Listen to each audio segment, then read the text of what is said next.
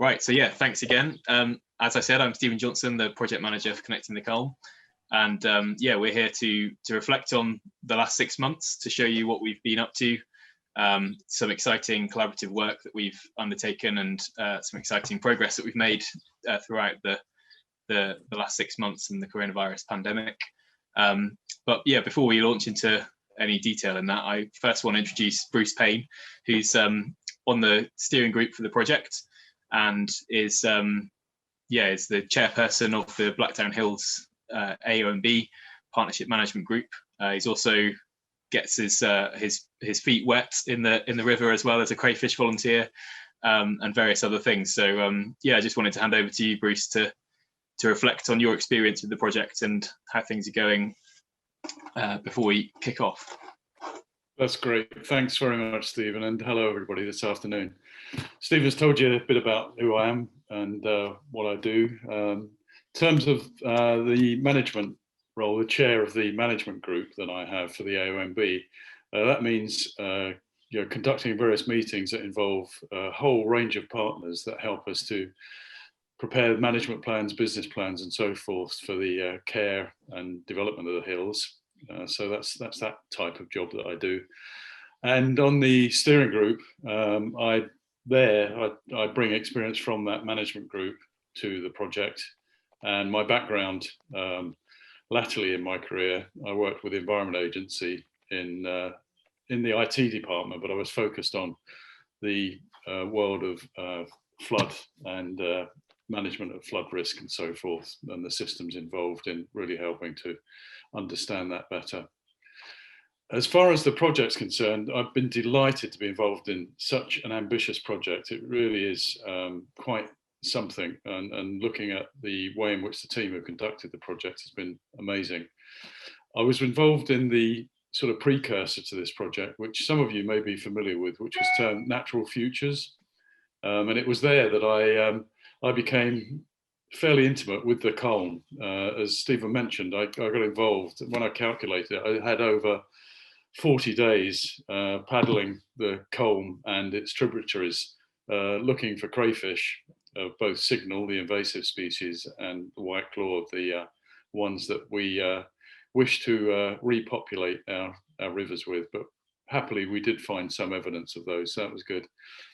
On occasion, I became more than intimately involved. I held the record for the number of duckings during that period, so that was certainly an insight.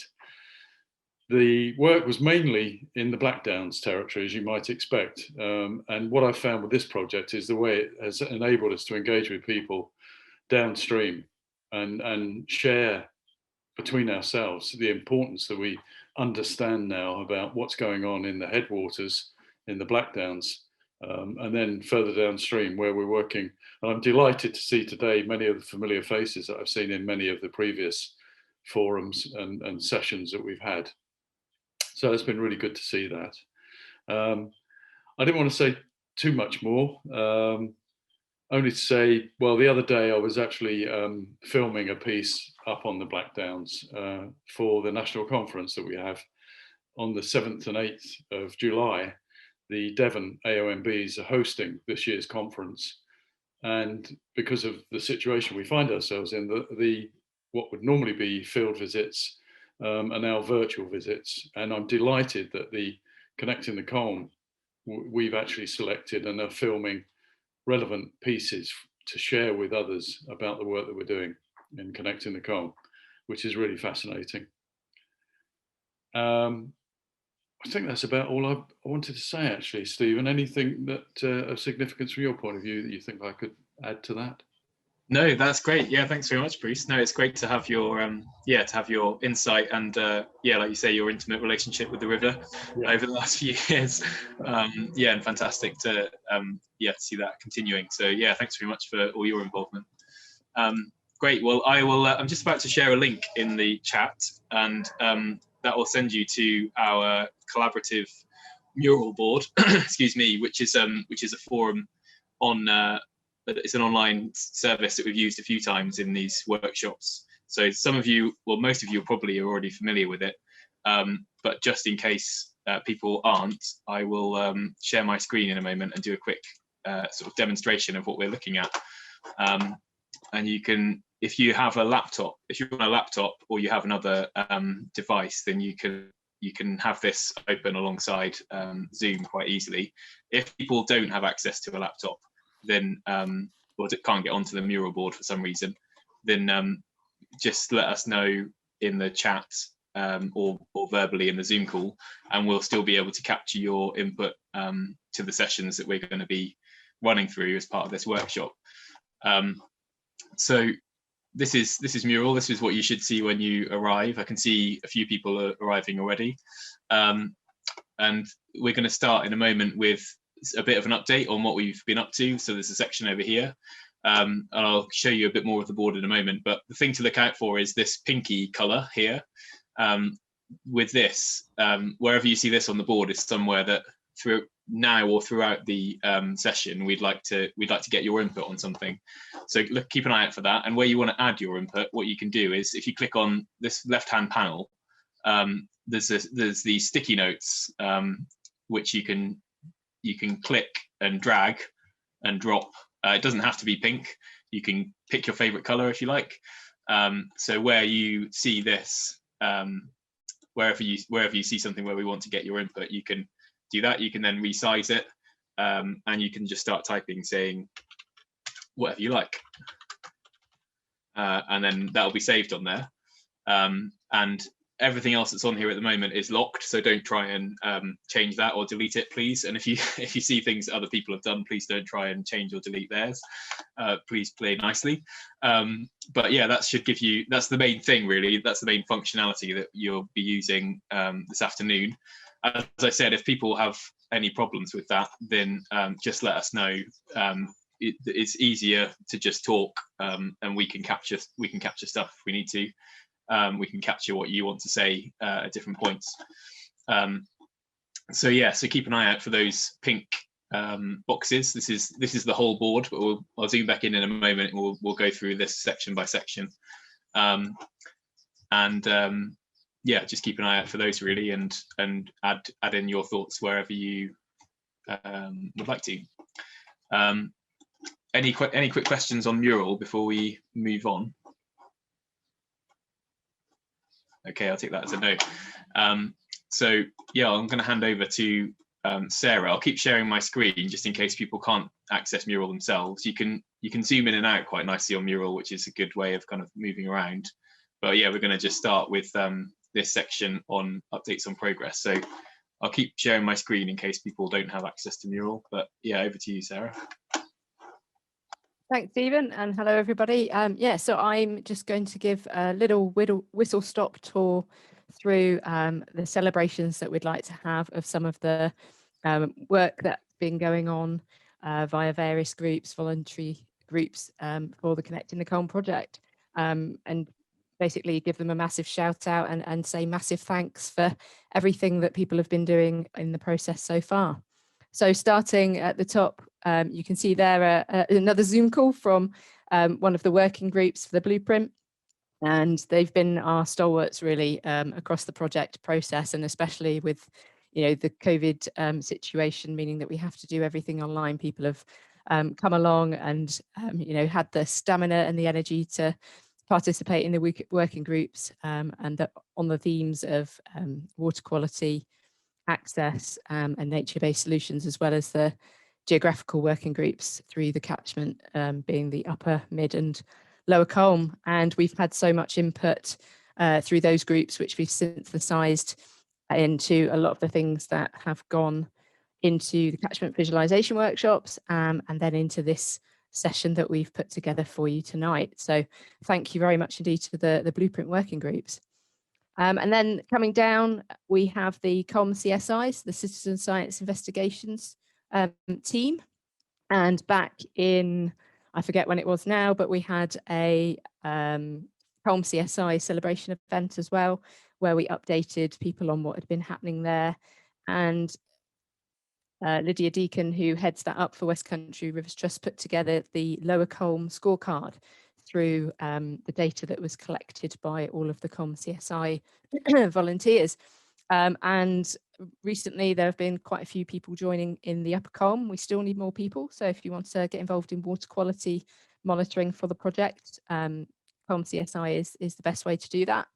And hopefully in 6 to 12 months time, there's the possibility of producing a scorecard for the Upper Culm as well. So there's a minimum amount of sampling points and sampling dates that's needed for the production of a scorecard. But everybody's been working really hard there to produce to feed in the data to produce those scorecards to let us know how the water quality in the river's doing. So thank you very much to all the Culm CSI volunteers. And then coming down to the next one, over the last few months, we've put a shout out around the area of Himalayan balsam, which is an invasive species in the catchment. And there was quite a few people that came to events and highlighted that there was some activities already going on, but there was much more that needed to be done. And so about 20 people have now signed up to the Himalayan Balsam Action Group, and it's going from strength to strength. We had an online event a couple of weeks ago just to introduce people to each other, and tomorrow some people from the group are going to be outdoors meeting for the first time, which is excellent, and having a training session with Mervyn Newman on how to identify Himalayan balsam, how to pull it up safely, all of the things that need to be done to get the invasive species out the ground and stop destabilizing riverbanks and just growing like crazy, basically. So big thanks to the Himalayan Balsam Action Group that's been set up recently.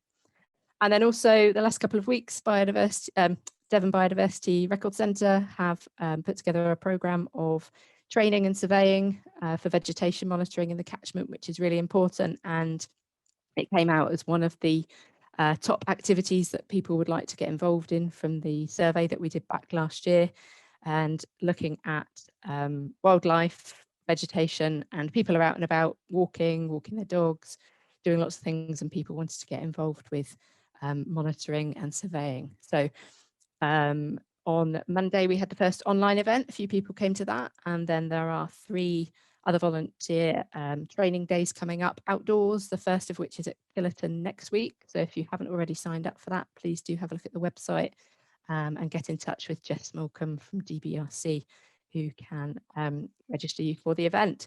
So lots of exciting things happening. And of course, everybody who's come to this event as well and the previous events, we just want to thank you so much. And have a massive celebration of all of the things that people have contributed and participated in so far. So thank you so much, everybody. And I'll hand over to Dan.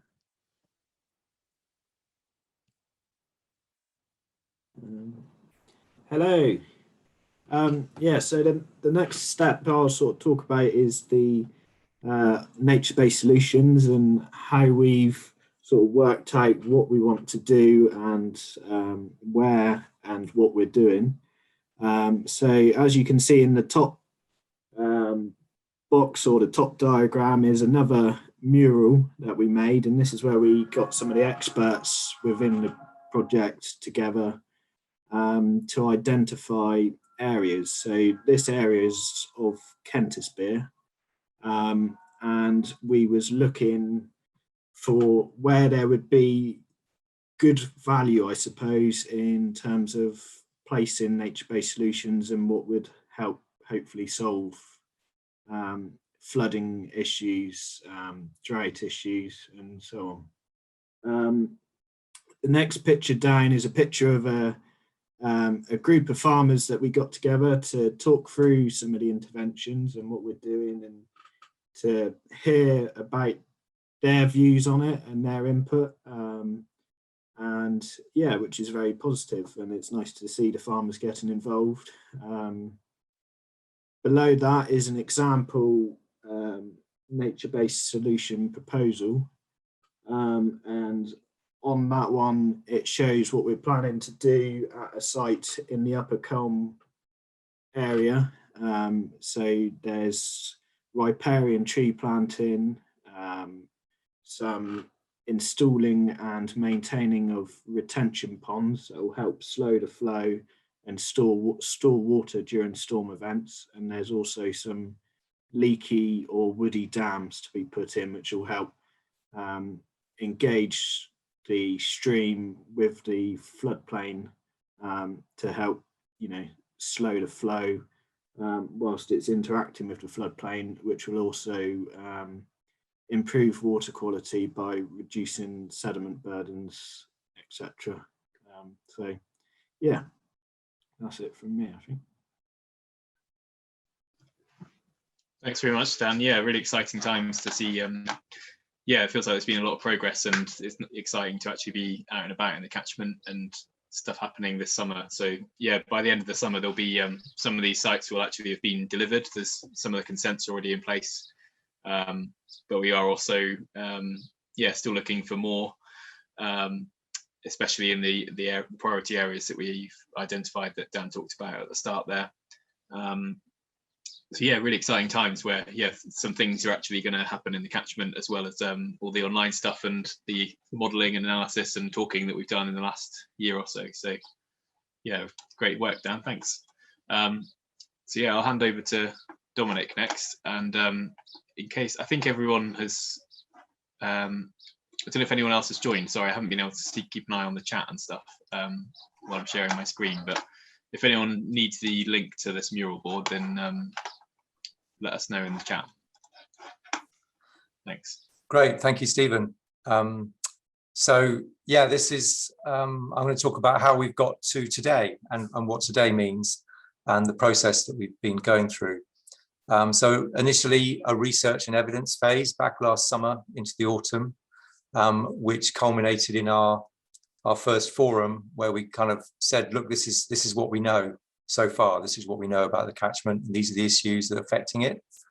And on the back of that, we set up a number of working groups, and we organised a number of catchment adaptation workshops covering things like trees, beavers, looking at different issues that affect, natural issues affecting the catchment. Water quality was another key one. And the working groups also covered a whole range of both geographic issues and different themes. So they kind of bounced ideas around, researched, added to our knowledge. And then during April and May, we looked at climate change as this big issue that's kind of hanging over everything, and also looked at, well, what vision can we develop for the future that's a positive vision. So those were held in May, and all of that process is then fed into today's forum event, where we want to share that vision with you and get your feedback on it, because it's a constantly evolving concept. So if you just go up to the top of that frame, Stephen, yeah. So we developed these images, these kind of apocalyptic images that some of you might have seen, I'm sure will have seen, but some of you might not. Imagining what would be the catchment, a vision of the catchment in 2050 if we don't take action on climate change, and if greenhouse gas emissions continue on their current trajectory. And what the science is telling us is pictured here, really, about this is a winter. Top left is a winter in the lower catchment on the floodplain with catastrophic flooding and everything that means for communities. Really not a pleasant picture at all.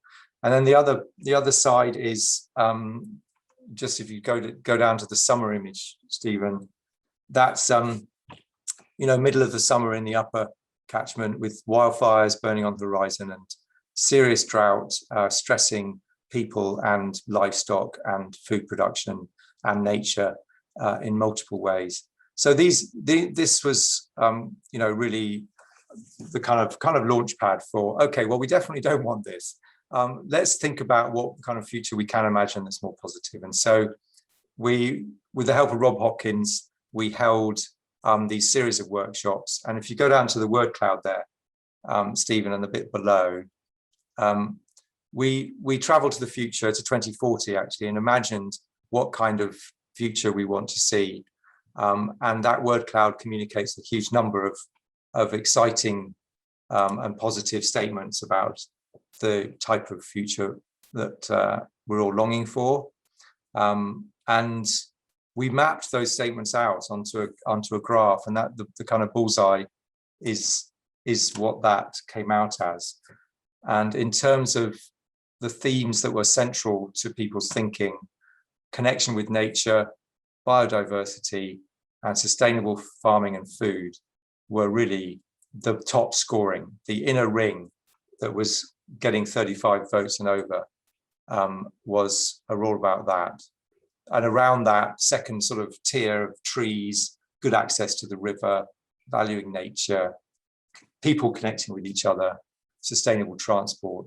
And so this whole process really helped us. Yeah, that's some of the sketches that came out of the visioning process. We had Richard Culm, an artist, who did these big landscape drawings, but he was there to sort of share the kind of images that people had of people congregating by the river, people commuting to work down the river, and a real sense of the river being a connection through people's lives. So all of that thinking we put together, and we've drafted a vision statement. And the purpose of this vision statement is to be the foundation stone for our action plan. We kind of know, we need to know where we want to get to if we're going to devise an action plan. So this is what we've got. The River Culm is celebrated as a lifeline that connects people with each other and with nature. Land across the catchment is managed to protect and enhance the river throughout the seasons and as the climate changes, so that its waters run clear, it flourishes with wildlife, it has space to flow naturally and safely, and people can easily enjoy all of these benefits. And so we had that. This statement is draft, it's emerging, it's here to be refined. And these images, we asked Richard, who breathed a sigh of relief after having to devise those apocalyptic images, to have something really positive and vibrant and interesting and nice to draw. So we asked him to draw these two images. And I'll just walk you through these images just to give you a quick sort of flavor of what's in there. Can you zoom in a bit, Stephen, on the summer one? So this is summer in the upper catchment. And in the foreground, we've got some beaver dam, some beavers with their beaver dam. We've got an outdoor learning space, lots of people enjoying the water. We've got lots of ponds and pools alongside the river, and lots of sort of space given back to nature, especially around the river, but not exclusively, it's throughout the landscape. But it means that one of the key things that came back from the workshops was allowing the river to be a river, to perform it in its natural state. So you've got gravel, lots of good clean gravel beds appearing, and the importance of trees and woodlands and thicker hedges in the landscape is also critical for managing drought and for managing floods and for improving the situation for nature. So we've got a mixture of natural meadows, scrub, a patchwork of smaller fields, and with lots of food growing happening locally, involved more with people on the land, people working on the land, people growing their own food. And in the foreground, you've got more of a sort of sense of a village community with buildings built with more sustainable materials, small scale livestock. This is a mobile sawmill in the bottom right corner. It's rather fancifully a solar powered sawmill. This could be possible, you never know. And yeah, so more use of renewable energy. Those rather odd looking upright sticks amongst the houses are a novel form of wind turbine that doesn't have blades. It's a revolving pole, and it generates energy without damaging wildlife. We've come across that quite recently, and we're really, really excited by that idea. It's less intrusive on the landscape as well. And then up on the clay caps, on the plateau, we've got much more of the natural moorland landscape returning with gorse and heather in flower. And it's really important, we discovered in the whole research phase, that those clay plateau can allow rainwater to infiltrate through the soils into the aquifers. That's a really massive opportunity to tackle summer drought. Yeah, so that's a quick run through the summer one. and maybe if we just go over to the winter one, and again, you know, still this is sort of lower down the floodplain, and here we've got a landscape that's much more able to hold water and absorb water, and land next to the river is given over for storage of winter flooding. And again, we've got that rough slowing the flow feel throughout the valley bottom, and we've got pools around streams and away from the river as well. So we're trying to hold water back wherever we can. We've got dwellings and communities and settlements are positioned away from the floodplain where it's safe to build, because you don't want to be building in a floodplain, clearly, though that's our long-term goal. What else to point out here? Perhaps you just come to the foreground a little bit, Stephen. Yeah, we've got using hydropower to generate energy, both through old mills and through Archimedes screws and such like. People were very keen on sustainable transport, and so, you know, electric car charging, electric bike charging, and the electric railway, the line reopened up the Culm, is an exciting ambition that's off to the top right there on the right hand side. And lots more access to the river, with people fishing along the river and able to travel along the river to get to work. Yeah, so that's probably the key features that are pictured there. And what we wanted to do was to, we'll go on in a moment to talk about in a bit more detail about some of those features and what your responses are to them. But we've got a kind of snap poll just to get your feedback on how supportive you are of this vision statement. Really, you know, what is this? Does this capture what we're about? Does it feel a good statement of ambition for the catchment? So let's do the poll now.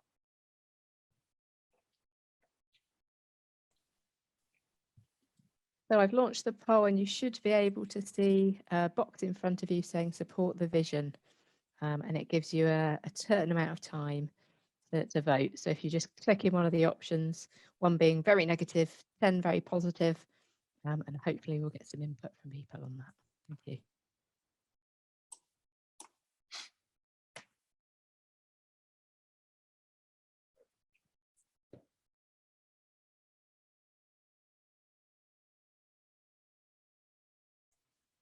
So I think there's just a couple more people to vote. So if you haven't already, please do. If you can't, that's fine as well. I know that we're limited by the technology tonight. I can see that 18 people out of 23 have voted.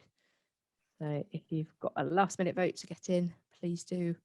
And I'll end the polling in about 5 seconds. So get your fingers on those triggers and let us know what you think.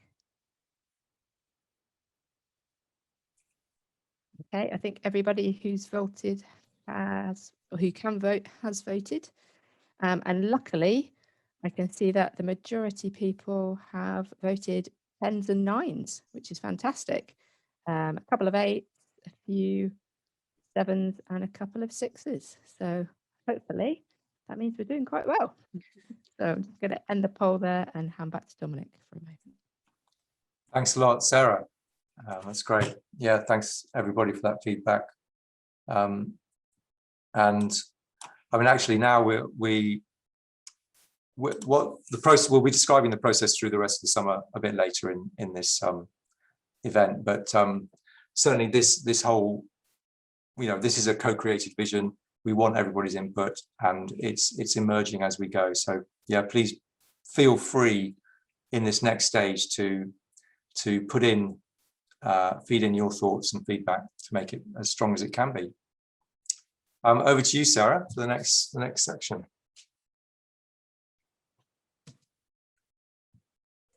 Thanks, Dominic. Yes, so you've had a bit of a introduction there to all of the features in the vision illustrations, and Dominic's kindly sort of walked everybody through most of the dominant and the priority and the really positive, vibrant things coming through in summer and winter. And what we'd like to do next is to get your direct input on some of those key features. Sorry, I'm trying to drag Stephen's screen sharing rather than the actual mural on my computer, so I do apologise. That's why I was thinking what's not going on and being a little bit static there. So yes, you can see this grid. We've put together a list of all of the key features of the vision that Dominic's described there. So at the top, we've got more trees in the landscape, a patchwork of smaller fields, more land, making space for nature. And this maps onto that bullet diagram that was talked about above. Then we've got more local food growing with care for nature, more ponds and wetlands, crystal clear waters, and then following on from that, access to the river, outdoor activities and learning, space allowed for flooding to happen, so very much the river being allowed to be the river. Beavers, homes built away from floodplains, and green transport solutions, all in those different cells in that grid. And what we'd like you to do, if you can and you're able to access the pool of thumbs we have here in the pink circle. So what we'd like people to do is to allocate about 5 thumbs to everybody, whether that's thumbs up or thumbs down. So about a total of 5. If everybody could think about where you might want to place your thumbs and where you might want to vote in that grid of the key features of the vision. For those people that can't access the mural or can't copy paste the thumbs and place their thumbs in the grid to vote, if you let us know in the chat where you might want to put a thumb or 2, or feel free to unmic and let us know where we can copy paste a thumb for you. But I can see that there are about 15 people in the mural. So those 15 people, if you're very happy to drag and drop a thumb or copy paste a thumb and then drag it over into the grid, we'll give you about 5 minutes to have a think about some of those key features that Dominic's run through and that are in the grid there, and just put some thumbs in to each of those spaces. So have a little bit of a think, have a read, and then if you're able to copy paste a thumb, or let us know in the chat or via the mic where you might want to vote. Thanks, Sarah. It's worth saying as well, if you want to copy and paste your own thumbs rather than wrestling someone else for theirs, if you click on a thumb, you can just click Control C and then Control V, and it'll recreate one that then you've got control of. I'm doing that in the pool of thumbs area, just so that there's a few people to play with. But yeah, it's great to see lots of people are adding theirs around the grid. So thanks for that. I don't want anyone to get in any fights with just over the thumbs. No thumb wars going on. Don't want any thumb wars. That's good. That's going to go in the shortlist for pun of the year. Well done, Sarah. Thank you. And it's really nice to see lots of thumbs up. Hardly anybody's gone for a thumbs down as yet, which is really reassuring. Yeah. And yes, and there's also, feel free to add comments as well as the thumbs up and thumbs down. Yeah, if there's anything you want to add in a post-it note in either each cell in the grid, or if you want to pop it next to the pink post-it note above the pink circle, feel free to add any comments. If you want to elaborate on why you've put a thumbs up in, or not a thumbs up, it's not a thumbs down, it's a, ooh, I'm in the middle, or something like that, feel free to add a post-it note from the left-hand side, as Stephen showed at the beginning.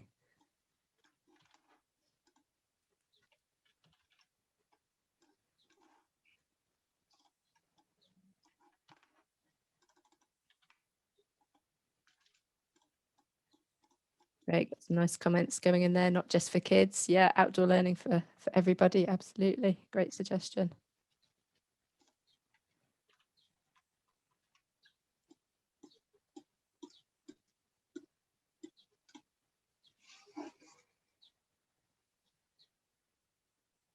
Got about 3 minutes left, and then we'll see if everybody's happy with the votes they've cast.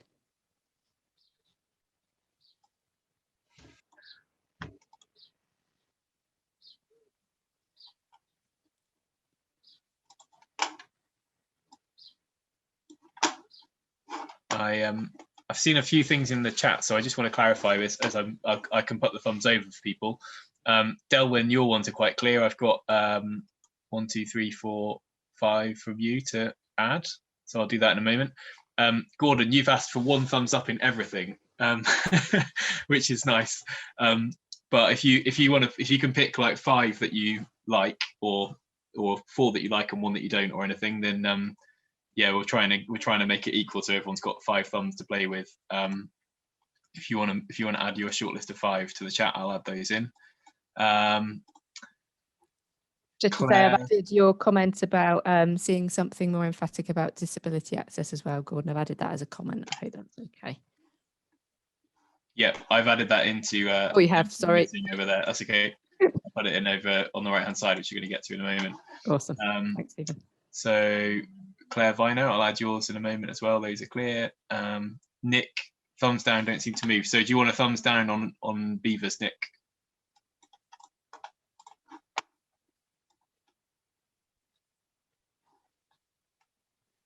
I'm going to take that as a yes.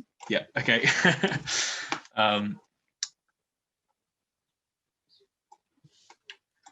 Great, I'll copy that in as a comment as well.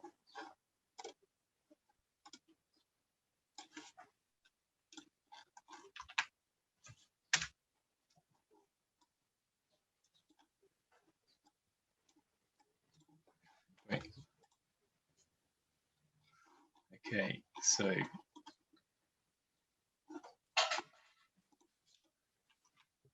right, I'll try and make sure I get all the ones from the chat, but I'll hand back over to you, Sarah, if you want to discuss any of the others while I'm just doing this for a moment. That's great, thanks, Stephen. Claire Viner, I can see in the chat that you said I can't do thumbs up, but I'd like a thumbs up in, but then the message ends. So I'm not sure where you'd like the thumbs up. So if you're able to put, I've got that. It's okay. Oh, you have. Down. Cool. Yeah, further down. She said. Sorry, I'm just catching up on a few things. Brilliant. Thanks, Stephen. That's great. So, yep. 1 more minute and then clicking on the wrong screen again. Apologies.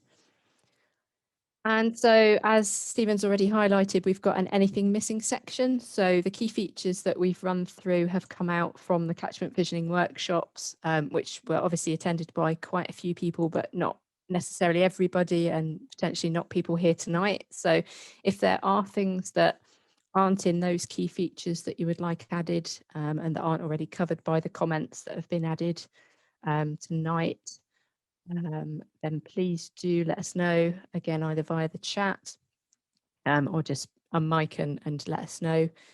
So we've got currently in there the vast scale of development planned in parts of the catchment being reflected in the images, and about the access item. So if there is anything else, please do drop it into the chat. And then, of course, as part of the project, we have to be very conscious that we have certain aims and objectives and priorities under the way Connecting the Culm is funded. And obviously we have a finite amount of time available as well to address some of these things, get these actions up and happening in the action plan.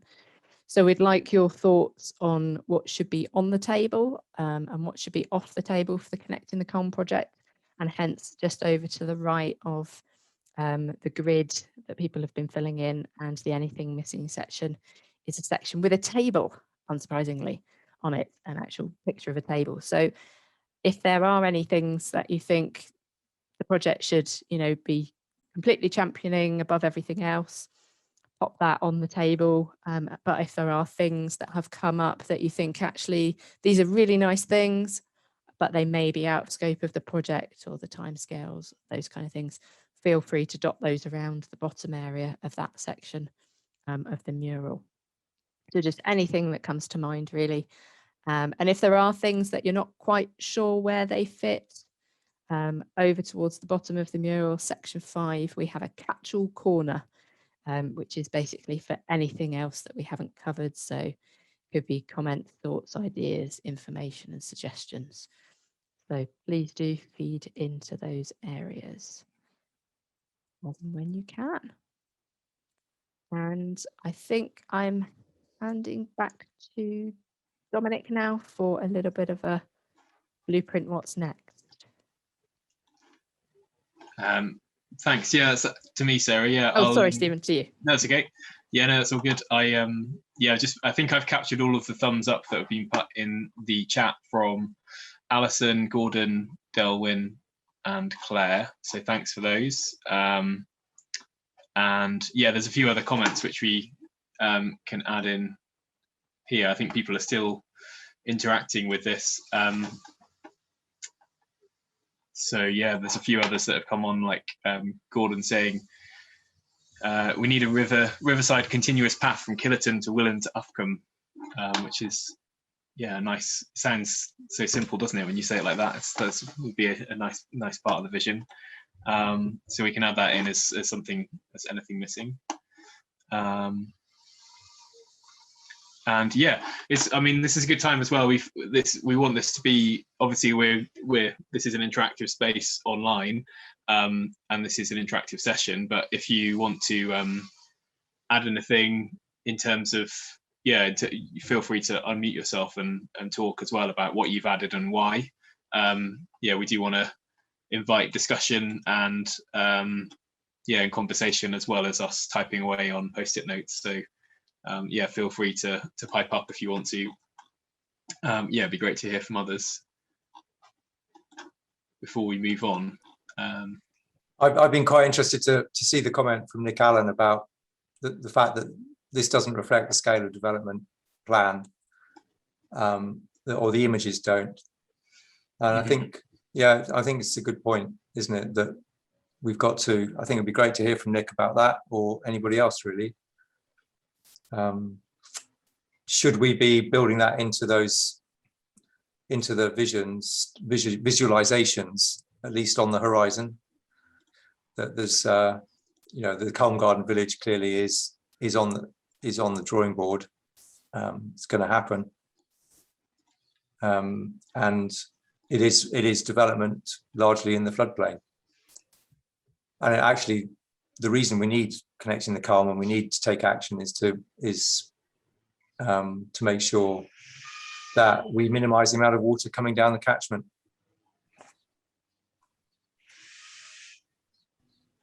Yeah, I mean, sorry, if you want me to say something, I mean, I've put it also on the table. I mean, it seems to me that one's got to somehow contextualise the benefits that this is likely to bring with the problems that are being created further downstream, to see if one can meaningfully help to offset the other. Because I don't think we have any sense of that at this stage.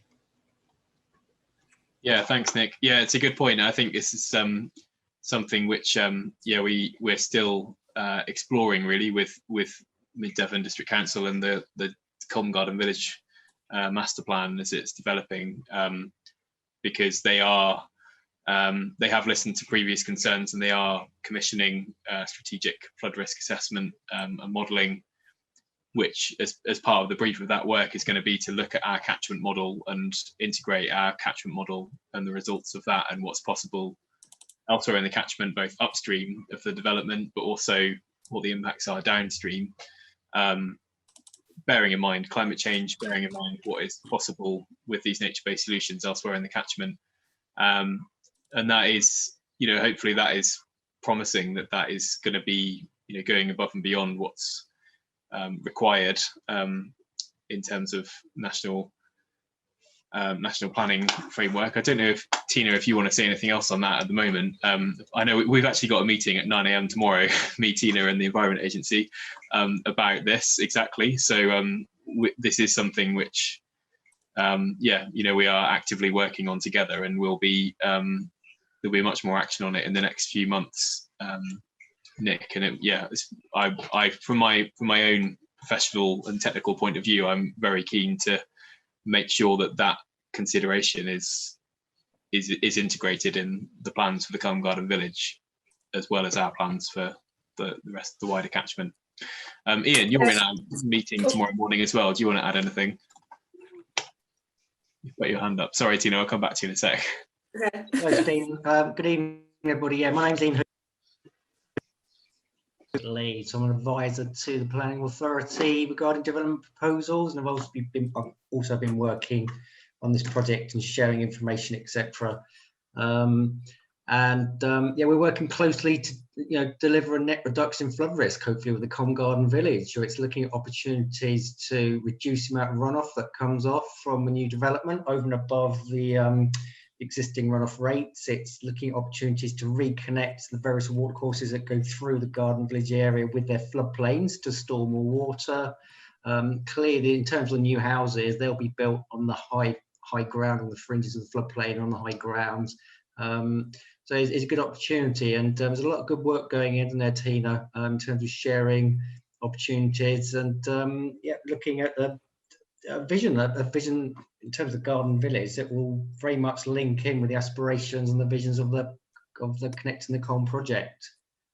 Tina, do you want to add anything? I think you and Stephen have said it all. Okay. I'm really glad that we're able to work together on this. Yeah. It's a really, really important piece of work for us, and I'm really glad that we're able to develop the brief to the consultants together so that we get it right. Yeah, thanks both. Very quickly, we had a very good site walk over a couple of years ago. Yeah. To have a good walk around, have a good look round. So we've kind of very much been in the field as well, haven't we? Looking at the opportunities and the constraints, rather than just looking at it purely from computers or maps. We've had a good look round, and we start to gain a very good understanding of the issues and the opportunities as well. And like Steve said, we got a meeting tomorrow to thrash out more ideas, etc., and ways forward.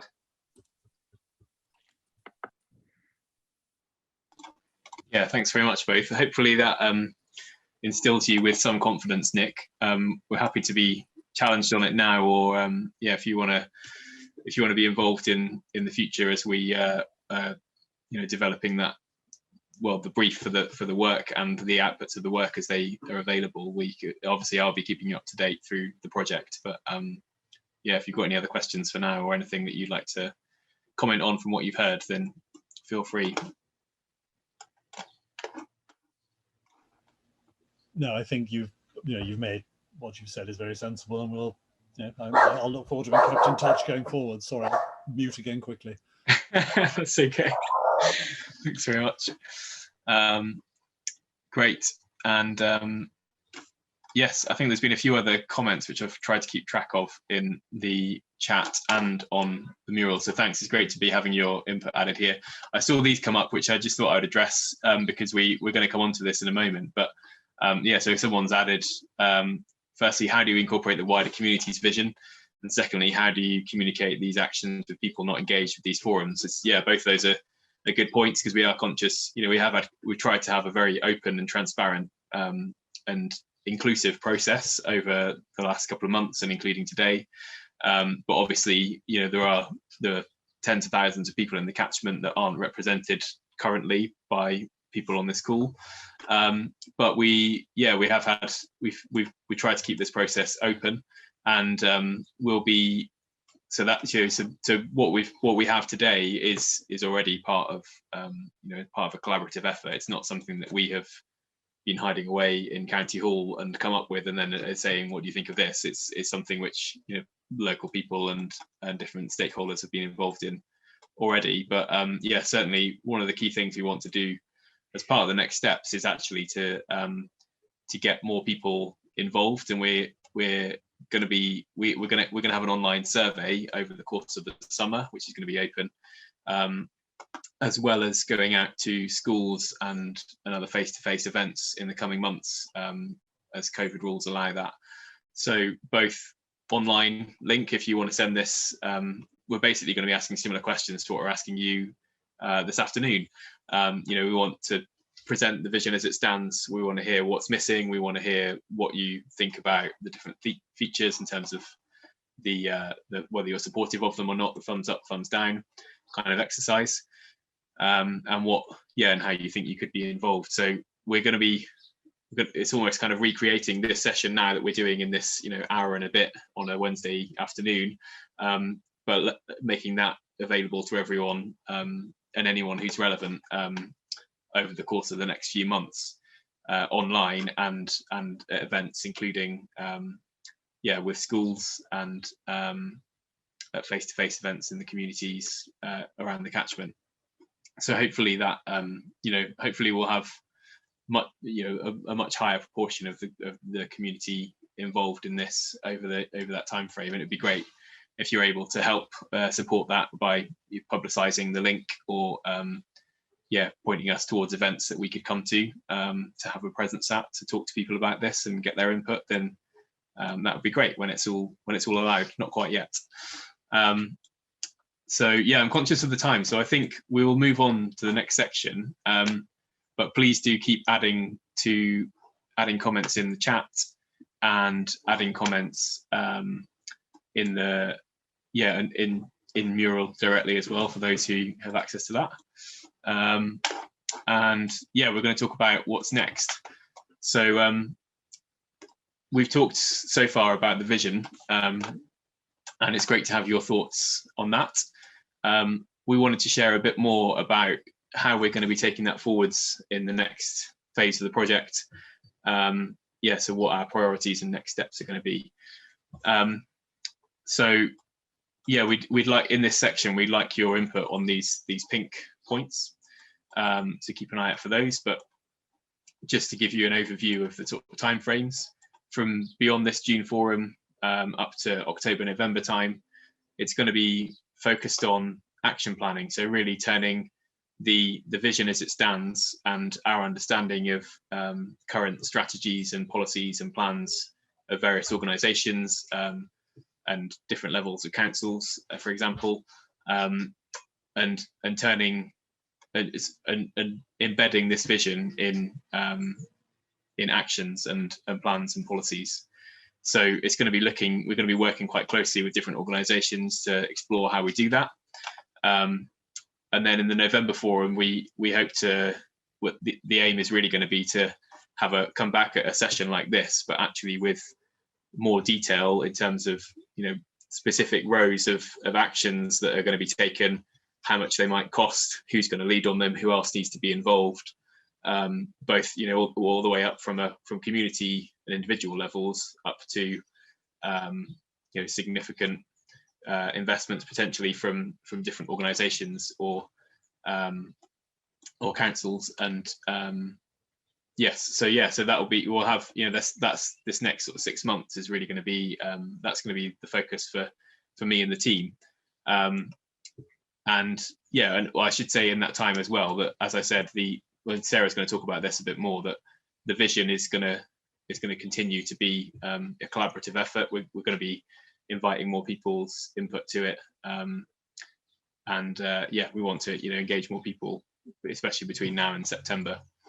And then from November to next June, it will be revisiting the plan and refining it and trying to finalise it, with the aim that this time next year we'll have a firm vision and blueprint which everyone has signed up for, and we've got very clear, tangible next steps to deliver that vision in the short, medium and long term. So it's going to be looking all the way to the mid-century with different organisations and stakeholders who are going to be involved in that. As part of this next action planning phase, these are some of the organisations that we are already talking to, are involved in this process already. And in the next few weeks, we will be meeting them, or especially some of them in particular, and collaborating on what we can do together, both in terms of what's currently possible and available in terms of existing funding and existing plans, but also what's going to happen in the future.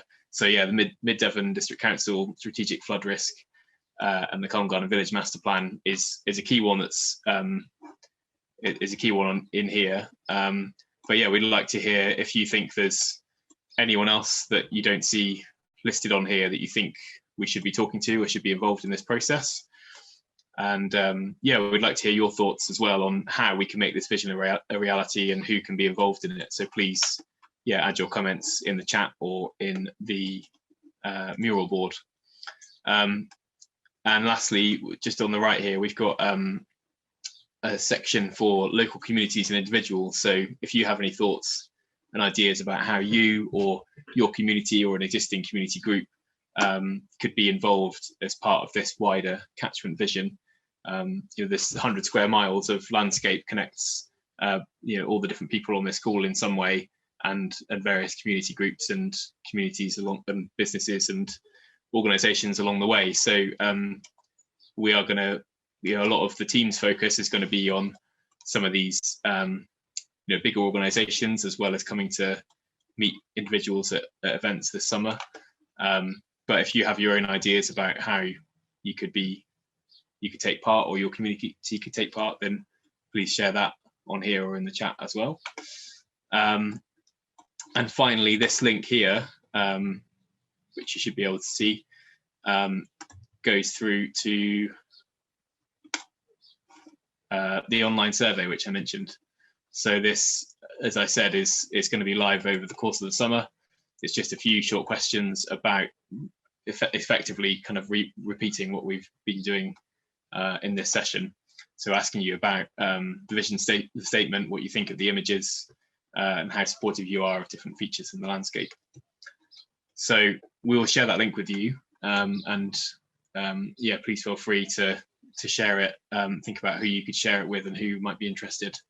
We'd be very grateful, and yeah, we do really want to engage a wider group of people and and represent more of the community in this process. So I haven't kept an eye on the chat because I'm still sharing my screen, but Dominic, is there anything to pick up on or anything to add to what I've said? I think that there's been, you've answered a couple of the questions about future costs and funding, because that's all part of the action planning process. I think an interesting point from Gavin around having explicit reference to farmers and farming. I think the vision, the vision statement does mention food as crucial, obviously, but we could maybe think about that. I think that's a good comment. Obviously the vision statement it's meant to be a sort of really crystallization of a lot of complex stuff, and underneath it will sit, as we get into the action planning, it will sit like, what are the priorities, what are the priority areas for action, and the farmed landscape will be the #1 priority, without a doubt, because that is where the biggest impacts are felt and the biggest opportunities are available, and that's what all the research and evidence has said, and that's the conclusion of that process. So yeah, maybe we need to make that more explicit in the vision statement. Mm-hmm. Yeah, thanks for that. Yeah, did you want to add anything to that, Gavin, from what you've heard since we were talking? Well, yeah, I mean, it's as you say, it's you've recognised food production. This is partly just about the psychology of words, and that if people don't see a word that they expect, some people will not sort of read any further, and it's obviously a time of huge uncertainty for the farming community about what their role is, how they will be supported, how they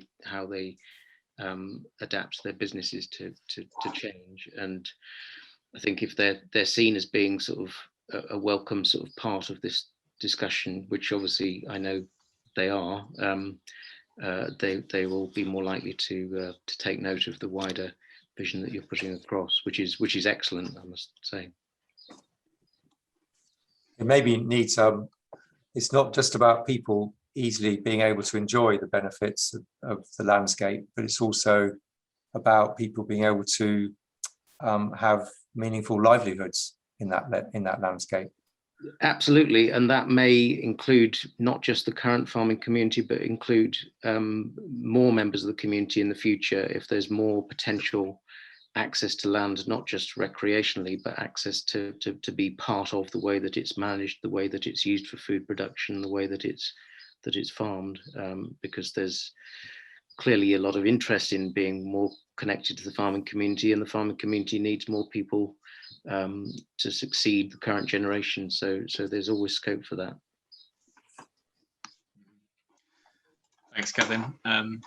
Great. I just wanted to pick up as well on thanks, Delwyn, for your comments.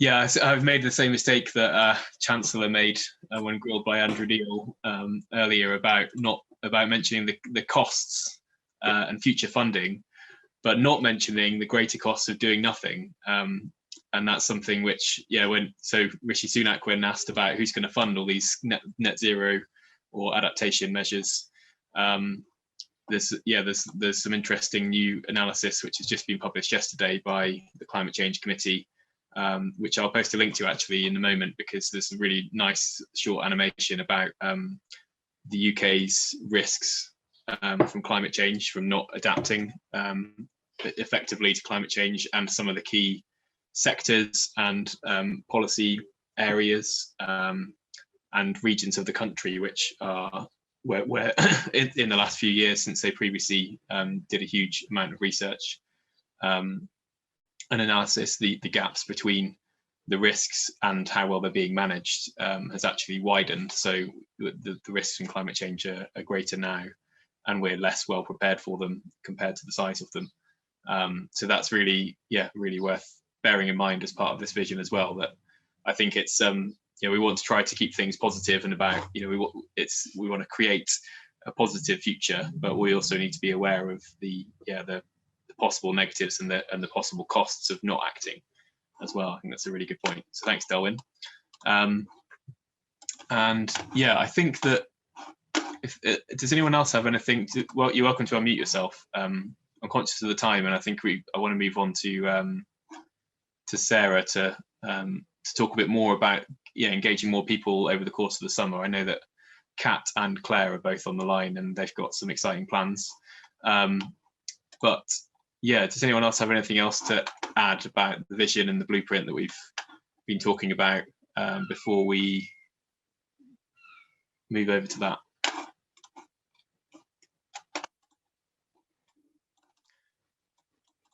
Okay. Yeah, I think we'll move on then. Thanks very much all for your contributions so far. It's exciting to see the mural filling up.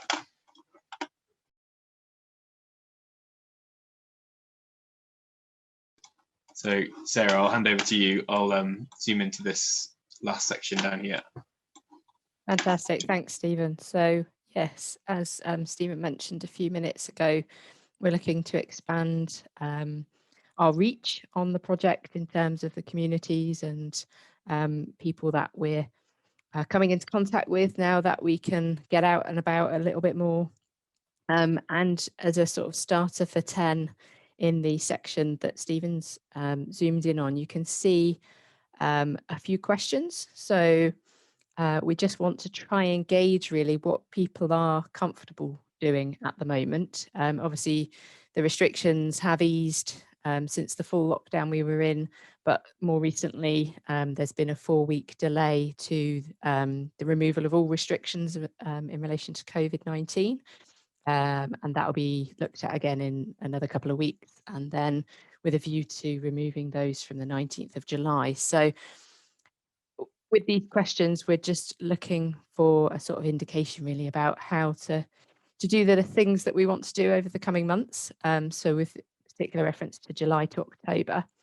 So the top question is, are you comfortable attending large outdoor shows or events during that time period? If you are, if you could put a thumbs up in there. If you're not, put a thumbs down in there. Then the second one is, are you comfortable attending small outdoor events? So these might be things like volunteer groups, volunteer training, other things like that. So sorry, I should have said the large outdoor shows and events are things like the Honiton Show, the Mid Devon Show. And then the final question is, are you comfortable attending small indoor events during July and October? So that might be where we can't guarantee the weather, and there might be a need to be indoors in a village hall or another similar venue where we would obviously limit numbers, follow restrictions, etc., as they apply at the time. But at the moment, these are just questions to gauge what people are comfortable doing, what they're not comfortable doing, and therefore how we can plan our events accordingly. So if just while I'm talking about the other side of that section, which is the map and the words that are there, you can put the thumbs up and the thumbs down in relation to those questions or post in the chat any comments on what you're happy to do or not to do, then that would be really, really helpful for our events planning going forward. So thank you in advance for that. So yeah, moving over to the other side of that section, if Stephen, you could just sort of slide your mural over a bit so people can see that bit. Yeah, I was just going to give people a moment to do this and also apologise because I've done something quite silly on Mural, which is I've locked all of the thumbs. I did notice that happen, and I thought, oh, why has that happened? Because I was trying to duplicate them to make sure. Sorry, yeah, I in order to try and not lose things that we've that we've captured so far, I locked things on Mural, but I locked everything, which included the thumbs. So I'm just trying to unlock them, but it takes me a little while because there is. Yeah, I have to do each one individually, whereas locking everything is quite easy. So if people are feeling brave enough to add their own thumbs, if you go over to the left-hand side where people show, Stephen showed everybody how to add the post-it notes, there's a star shape called icons, and they're in about the 6th row down in that icons list. If I've unlocked most of them now. I just wanted to, just to say sorry for causing confusion there, because I saw quite a few people trying to drag and drop and it couldn't click on them. So sorry about that. But yeah, I think people are getting the hang of it now. And yeah, give people another minute to do that. But I'll hand back to you, Sarah, to talk about other plans. Brilliant, thanks, Stephen. So yeah, hopefully the thumbs are a bit more mobile now. So yeah, around the catchment map, what we've tried to do is just plot a few coloured dots on there to show people where we're going to be either present at events going forward. So we've got the yellow dot, which is the Honiton show, and that'll be coming up on the 5th and 6th of August. So we're hoping to be there with a stand just to chat with people. We'll have some of the visualizations in sort of draw-onable format. So if people want to come along and comment on things there, if you're feeling creative that particular week, and we'll be there. A bit sooner than that, we've got, as I mentioned earlier, the DBRC training.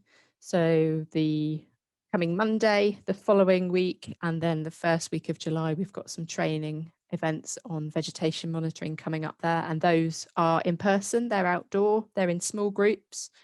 So that's one of the small outdoor events that's going to be happening. First one's going to be at Killerton. The second one is potentially going to be at Sailgars Mill, but I'm waiting on 100% confirmation of that. And then the third one will be up at Clayhyden Reserve, sorry. So all those details are on the CTC website under the volunteering section, if you can follow through from that. That also applies to the Culm CSI training. So we're hoping with Lydia to run 2 dates, first of one coming up in July and then the second one in August. And we're focusing on the Hemyock area and the Clumpton area for those based on the kind of sites that are available and the scale of extra sample points that are needed, particularly for that Upper Culm scorecard that I mentioned earlier.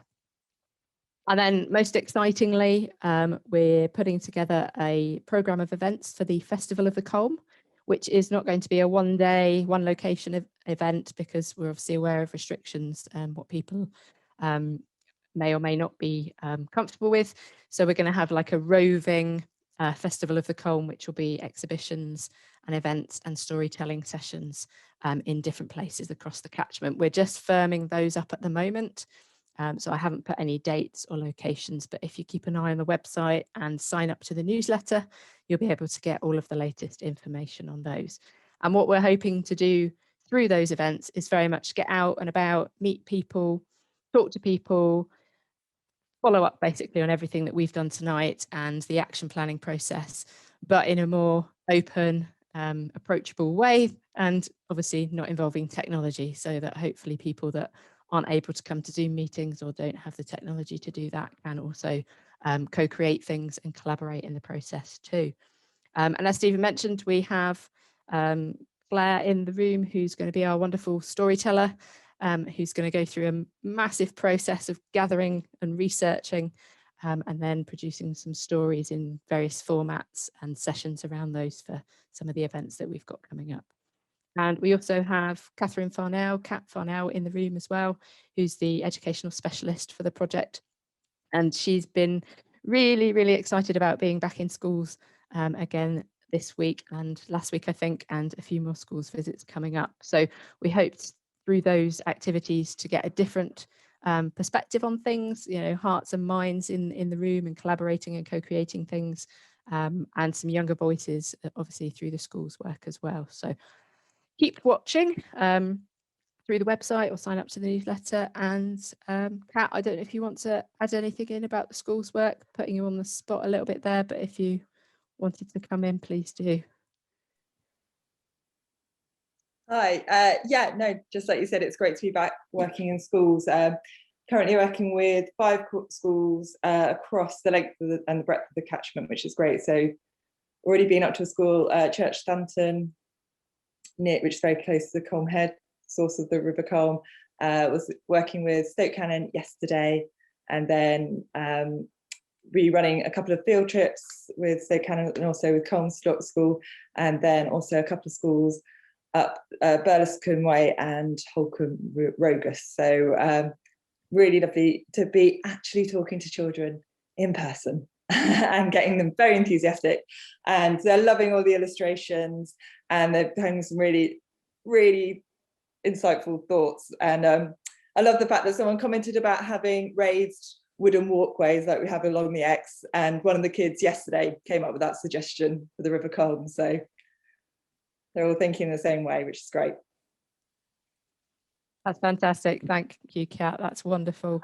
And it's great to see the thumbs going into the different options as well, so we can get an idea of what how our plans fit with how people are feeling, really. And thanks also for the people that have put things in the chat. And if there's anything that you know is coming up, like a local event or a local meeting or show, we know a lot have had to be postponed or delayed until, you know, later in the year or early next year. But if you know if something's happening, whether it's a farmer's market or you know, a soapbox derby or something like that, do let us know. And if we can safely attend and do something, we'll try our best to do that.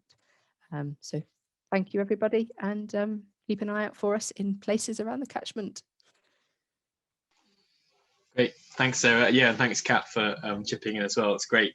Yeah, really exciting to see some of Kat's photos from the school session so far. It's, yeah, it seems like quite a novel experience to be out interacting with people in person. So it's great. Yeah, so yeah, I think we're conscious of the time. We're kind of coming to the end now, but thanks again for your contributions so far.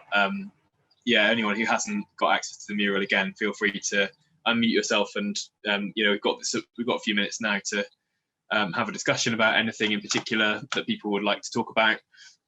There's also a space on mural in the bottom left, which you can see on my screen now, just for anything that hasn't been covered elsewhere that you feel you'd like to say, or would like to cover in future sessions, or would like us to find out something, or anything you'd like to find out about that we can get back to you after this event as well. So feel free to yeah, unmute yourself and we can talk about it, or drop something in there if you would prefer. So yeah, thanks again, everyone, for your contribution so far. Does anyone have anything that they particularly want to comment on or ask before we wrap up?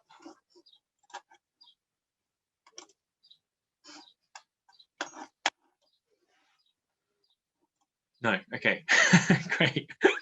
Everyone wants to go and have their dinner, I think. Okay, oh, Ian's just said, oh yeah, sorry, the thumbs, the tech didn't work, sorry about that, but we'll, yeah, we can capture your input on the survey form, Ian, if you'd like to respond to that.